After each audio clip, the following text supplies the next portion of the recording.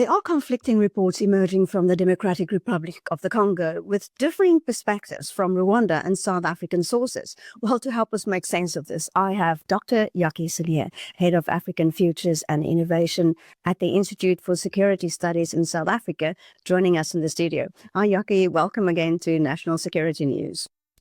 Thanks, Linda. Thanks for inviting me.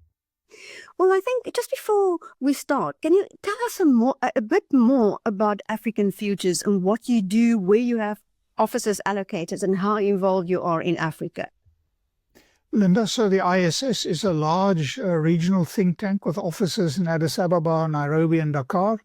But the African Futures and Innovation program that I head is in the Pretoria office, and we do long-term forecasting of the future of Africa across various dimensions, normally with about a 2-decade horizon.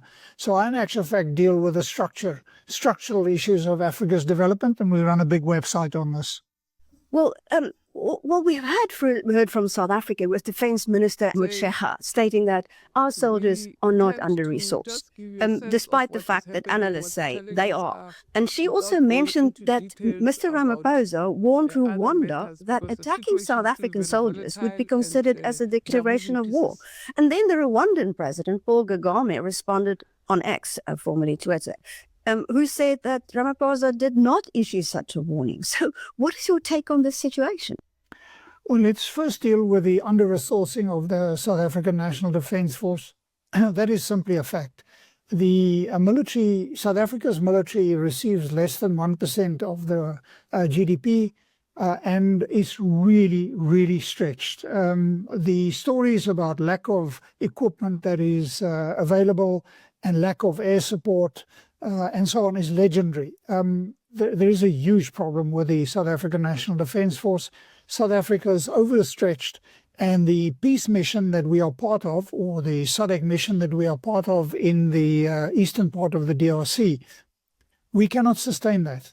And remember, it's a much smaller force from the SADC countries, including Tanzania and Malawi, than the previous much larger MONUC, which is downsizing and eventually will withdraw. So South Africa is overstretched. And that is an issue that will require a turnaround. We simply cannot sustain our foreign policy efforts with the forces available from the Department of Defense. So what do you make of this argument between Rwandan President Paul Kagame? And I just want to quote something he said about those forces. He called them pretending to be in a peacekeeper roles. So the SADC mission is an offensive mission. It is, in a sense, a war-fighting mission to bring stability to the eastern part of the DRC. And of course, the DRC is a member of SADC. And South Africa has invested in peacemaking in the DRC and trying to bring stability for this for several decades. We have invested hundreds of millions of dollars in bringing peace to the DRC. However, we are back where we were about 10, 15 years ago in the Eastern DRC. The Eastern DRC is 1,700 kilometers away from the capital city of Kinshasa. It is intimately linked, its economy, with Rwanda. And Rwanda has legitimate and serious security concerns. Remember that after the genocide in 1994, when President Kagame led his forces to take over the government in the DRC, in Rwanda, he ousted the genocidaires, now known as the FDLR, into eastern part of Congo, and they are threatening, of course, provide a threat to Rwanda. And then Rwanda, over time, has developed significant economic interests in the Eastern DRC. And the local population in the area really don't see much of Kinshasa, 1,700 kilometers away. They don't see any authority, and there's no provision of services, so they are left in the middle. So South Africa, which is in support of the Kinshasa government, is trying to oust the Rwandan-supported forces, but there is no government in the eastern part of the DRC, so it's a mess. And I think that there is no threat of war. The idea that South Africa and Rwanda are going to go to war is just crazy. President Kagame is angry and he has clearly overreacted. But if you listen carefully to the messages, then there was a number of calls between President Ramaphosa and President Kagame. South Africa asked for help with regard for its forces, that they be provided with food, equipment, medical, and that's going to go through Rwanda. And now the accusations start that no, but there's a declaration of war, because President Kagame, in his normal, quite forthright manner, forceful manner, sort of said, but the South Africans are not independent, or not, they are supporting the Kabila government. He's right. That is what the SADC mission is there for. And he now escalates this to saying this provides a threat to Rwanda, which I think is taking it a little bit too far. But this issue will be resolved diplomatically. And I would suspect, I'm quite sure, there's significant channels behind the scenes trying to calm the emotions and sort of try and look at what is the next steps. The problem remains that there is no easy solution to the situation in the Eastern DRC. It hasn't been for 20, 30 years, and it's going to require a real commitment on the side of Kinshasa and in the side of Kagame to try and bring this issue forward. It sounds very, very complicated. So in the meantime, what's going to happen? Is more South African soldiers going to lose their lives? No, I think that what has happened is that there is now, so the M23 is supported by Rwanda. And they have now calmed things down. Remember that during these battles, forces from Kinshasa, the government forces, were firing into Rwanda, and there have been casualties on those sides because it's completely interlinked. So my understanding is that the South Africans are bunkering down and are waiting for the fighting between the government of Kinshasa forces, M23, and their supporters to die down. But indications are that M23 have taken Goma and are really extending their control. And the question is, where is this going to go? Is Rwanda, is the M23 and its Rwandan supporters now going to literally occupy the eastern part of the DRC? And how can Kinshasa agree to that? And how can SADC agree to that? So it's a mess. So what was that white flag that came up? Well, I think, so remember that the last casualties from South Africa was what is known as friendly fire. South Africa was caught in between, fighting between the forces of the Congolese government and the M23. And the South Africans apparently said, listen, guys, can we negotiate a truce so we can pick up the wounded and so on and so forth. I think one must be careful of interpretations that the South Africans were surrendering and this is some kind of a bloodbath and we are now going to have war with Rwanda. I think everybody just needs to take a deep breath and just calm down. It's never as bad as it looks. And the South Africans apparently did very well. But the reality is that the SANDF is under-resourced, under-equipped. We cannot support them. It's a very small force in a massive country the size of Western Europe. Well, just give for people from overseas an idea how far South Africa is from the DRC. Yeah, so I think it's about 2,000 kilometers from here to Goma. And the DRC itself is about 2,000 kilometers from west to east. The DRC is the size of Western Europe. So you've got a few thousand troops from SADC sitting in one small little location trying to help bring stability in an area that is that is heavily treed and bushed and forested. There's no clear border. It is rough terrain with millions of people. It is to think that an outside force can bring stability to that in an area where people survive in an informal economy, where there are no clear borders. There's constant movement of people backward and forward. The reality is the government of the Democratic Republic of the Congo needs to establish its authority. Outsiders can't do that. And if there's a vacuum, and that vacuum threatens the Rwandese, then, don't be surprised if the Rwandese say, well, we're going to move forward sort of forward defense in depth to make sure that we are not threatened, because we have these genocidaires now in the FDLR that are a threat to our government. Because Rwanda is a small little country with all kinds of challenges that go back a long time. So at least the communication channels are still open between Paul Kagame and Mr. Ramaphosa. Yes, and I think that there's lots of engagement behind the scenes. There's been a meeting of the SADC heads of state. There's been a meeting of the East African community, because there was an East African community peacekeeping force in the area beforehand, which sort of seemed to be sympathetic to Rwanda. And now the SADC peacekeeping forces sort of seem to be sympathetic towards Kinshasa.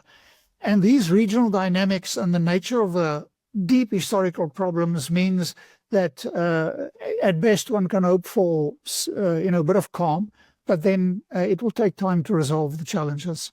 So what do you think should happen? Should South Africa withdraw? I think so. I say that not because I say that because I don't think the SANDF have the means to support both a mission in the Eastern DRC and in Mozambique. We really we are not funding and supporting the SANDF, which has also got all kinds of internal problems.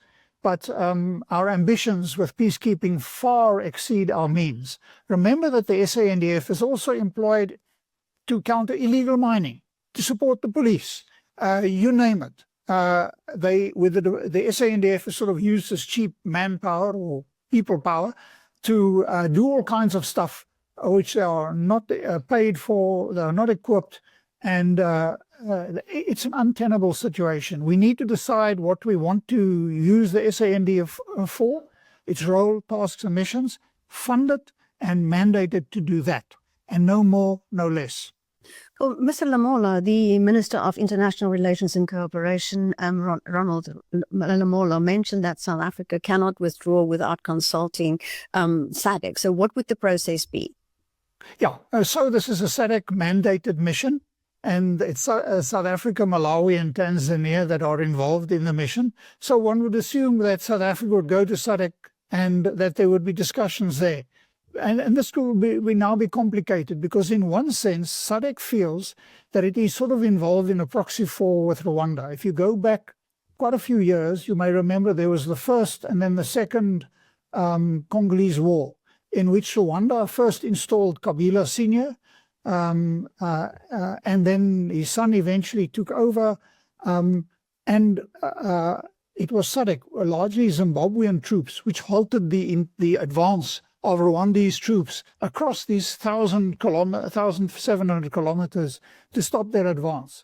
And there's always been tension between South Africa and Rwanda. Remember that, for example, Mozambique didn't want the SADC force in the northern part of Mozambique, so it went to Rwanda. And then you have this uncomfortable situation that SADC is in partnership with Rwanda in the northern part of Mozambique to bring security. And the Mozambicans didn't want the South Africans or anybody from SADC there, but they were in a sense forced to accept that at the behest of SADC. So they brought the Rwandese in because the Rwandese are efficient, capable, professional, but of course they also get paid for their duties, apparently by France. Well, Minister Lamola also mentioned that he's worried about a wider regional war. Are you? No. The DRC, South Sudan, the region is unstable. So it is not a question of a renewed war. It is the conflict escalates and goes down, up and down the whole time. This is not a region that is stable. Organized crime, local militias, mercenaries, foreign forces are all mixed up in the Eastern DRC, and that's not going to change. So we must not blow this out of proportion. This is a small, yes, 13 South Africans were killed, and it's tragic, and it reflects all kinds of problems. But it's not a conflagration in this part of the world. It's one incident amongst a few million people that are on this part of the world that are struggling for survival in an informal economy where much of the money comes from illegal mining of essential minerals, gold, coltan, and this kind of stuff. Well, when you see headlines, you operate in Europe and overseas. When you see headlines here that, Goma has fallen, that hits the new headlines. But for the rest, it doesn't. Why does it matter to Europe and United States, especially with anything to do with Donald Trump now dominating headlines? Well, the U.S. has been steadily retreating from Africa for many years. Its trade is going down. But, of course, what has given Africa new agency is this competition with China. And then Africa is the future market, youngest population, and instability in Africa is a threat to the rest of the world. Look at the issues of migrants and so on and so forth. And the U.S. is the largest provider of humanitarian assistance in the world. But you don't want to carry on providing humanitarian assistance. What you want is a growing market that demands American goods and American services.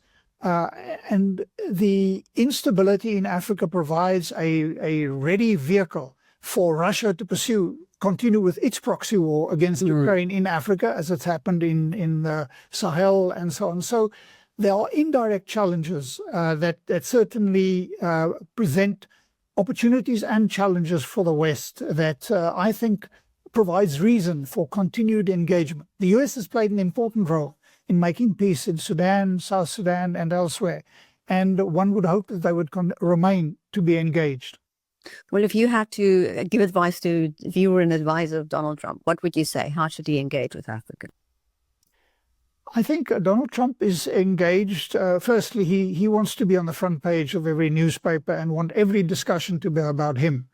So dealing with somebody like that is very difficult. But what we have to do is we have to speak and deal with the opportunities and the investment that provides a first mover into Africa. Africa is the next global big market for all kinds of ICT services, but we need to get tax money out of that, and therefore his moves on moving away from a global tax regime of 15% minimum tax for large corporations is concern and so on. But what we have to do is to demonstrate the potential of Africa to enter into partnerships with the US on trade, on all kinds of things that clearly are to the benefit of the United States. I think he's only interested in those kind of transactional issues. Dr. Jakkie Cilliers, thank you so much for speaking to us. Thank you, Linda.